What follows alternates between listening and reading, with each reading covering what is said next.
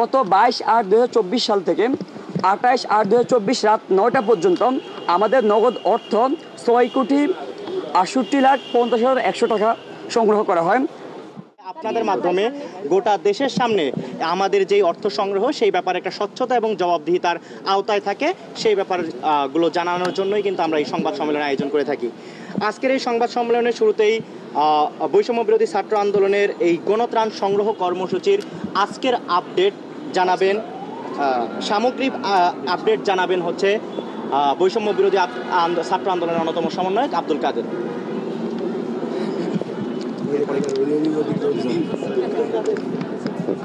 বৈষম্য বিরোধী ছাত্র আন্দোলনের আহ্বানে গণত্রাণ সংগ্রহ কর্মসূচি 2024 গত 21/8/2024 সাল থেকে বাংলাদেশের দক্ষিণ অঞ্চলে ঘটে যাওয়া ভয়াবহ বন্যা এবং এর ফলে সৃষ্ট মানবিক দুর্যোগ মোকাবেলায় বৈষম্য বিরোধী ছাত্র আন্দোলন গণত্রাণ সংগ্রহ কর্মসূচি ঘোষণা করেছে। 22/8/2024 তারিখ থেকে ঢাকা বিশ্ববিদ্যালয়ের টিএসসিতে একটি বুথের মাধ্যমে নগদ টাকা এবং প্রয়োজনীয় সামগ্রী সংগ্রহ করা শুরু হয়। উক্ত কর্মসূচিতে অভূতপূর্ব সাড়া পাওয়ার ফলে পর্যায়ক্রমে ডাকসু ক্যাফেটেরিয়া এবং সেন্ট্রাল ফিল্ড নিয়ে আমাদের কর্মসূচি চলমান থাকে। অর্থ সংগ্রহের বিষয়টা বলছি, গত 22/8/2024 সাল থেকে 28/8/2024 রাত 9টা পর্যন্ত আমাদের নগদ অর্থ 6,68,50,100 টাকা সংগ্রহ করা হয়। দ্বিতীয় দিনে গত 22/8/2024 থেকে 28/8/2024 রাত 9টা পর্যন্ত মোবাইল ব্যাংকিংয়ের মাধ্যমে 83,88,388 টাকা সংগ্রহ করা হয়। গত 22/8/2024 থেকে 28/8/2024 রাত 9টা পর্যন্ত ব্যাংকিং মাধ্যমে 24,37,790 টাকা সংগ্রহ করা হয়। এক্ষেত্রে মোট সংগ্রহ 7,78,76,278 টাকা। এ হচ্ছে আমাদের এ পর্যন্ত আয়ের উৎস, আয়ের পরিমাণ। এ পর্যায়ে এর পরবর্তী উপস্থাপনা করবেন আমাদের বৈষম্য বিরোধী ছাত্র আন্দোলনের সমন্বয়ক রেজওয়ান আহমেদ রিফাত। আমি মূলত আমাদের কত অ্যামাউন্ট ব্যয় হয়েছে এই সংগৃহীত অ্যামাউন্টগুলো থেকে এবং কী কী খাতে এই ব্যয়গুলো করা হয়েছে সেই বিষয়ে আমি একটু ছোট্ট ধারণা দিব। তো আমাদের মূলত ব্যয়গুলো হয়েছে শুকনো খাবার ক্রয় করার ক্ষেত্রে এবং আমরা যে সামগ্রীগুলো সেই খাবারের সাথে একটা পরিবারের জন্য যতটুকু প্রয়োজন সেই পরিমাণে আমরা যে প্যাকেজগুলো তৈরি করেছি সেইটার ভিত্তিতে। তো প্রথমত আমাদের খেজুর লেগেছে 18,15,200 টাকার। আমাদের মুড়ি লেগেছে 74,43,040 টাকার 340 টাকার।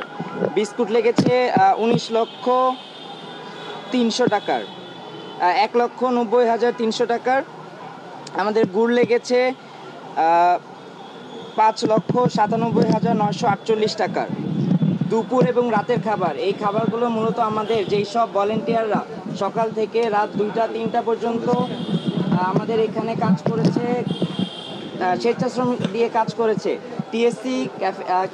টিএসসি ডাকসু ক্যাফেটেরিয়া এবং জিমনেশিয়ামে প্রায় 1000-এরও অধিক, 2-3 হাজারের প্রথম দিকে 1000-এর অধিক ছিল এবং আমাদের গতকালকেও আমরা দেখেছি প্রায় 2-3 হাজারের উপরে স্বেচ্ছাসেবী আমাদের এখানে সকাল 8টা থেকে একেবারে রাত 2টা, 3টা, 4টা পর্যন্ত এখানে কাজ করেছে বিভিন্ন স্তরে। তাদের দুপুরের খাবারের ব্যবস্থা করার জন্য আমাদের খরচ হয়েছে 3,92,645 টাকা। বিভিন্ন সময় দাড়ি কাটার কলম এবং মাইক্রোফোন ইত্যাদিতে আমাদের খরচ হয়েছে 45,050 টাকা। গাড়ির সাথে আমাদের যে স্বেচ্ছাসেবক আমরা যে ত্রাণগুলো পাঠিয়েছিলাম সেখানে ঢাকা বিশ্ববিদ্যালয় এবং অন্যান্য বিশ্ববিদ্যালয়ের স্থানীয় এমন কিছু মানুষ এবং স্বেচ্ছাসেবককে আমরা পাঠিয়েছি যারা ত্রাণ কার্যক্রম যাতে সুষ্ঠুভাবে সম্পন্ন হয় সেই প্রচেষ্টাটা করতে পারে। তাদেরকে হাত খরচ এবং অন্যান্য খরচ বাবদ আমাদের দিতে হয়েছে প্রায় 20,000 টাকা। রিক্সা ভাড়া এবং ভ্যান ভাড়া বিভিন্ন কারণে আমাদের গিয়েছে 650 টাকা। আমাদের এই ত্রাণ সামগ্রীগুলো প্যাকেজ আকারে প্যাক করার জন্য আমাদের পলিথিন প্রয়োজন হয়েছে এবং সেই পলিথিনের জন্য আমাদের খরচ হয়েছে 3,30,505 টাকা। আমাদের এই প্যাকেজগুলো একটা আমরা বস্তাতে দিয়েছি এবং একটা পর্যায়ে গিয়ে সেই বস্তাটা আমাদের বৈষম্য বিরোধী ছাত্র আন্দোলনের একটি ব্যানারের মাধ্যমে বস্তাটি এসেছে। সেই বস্তার উপরে আমাদের খরচ হয়েছে 5,26,400 80 টাকা।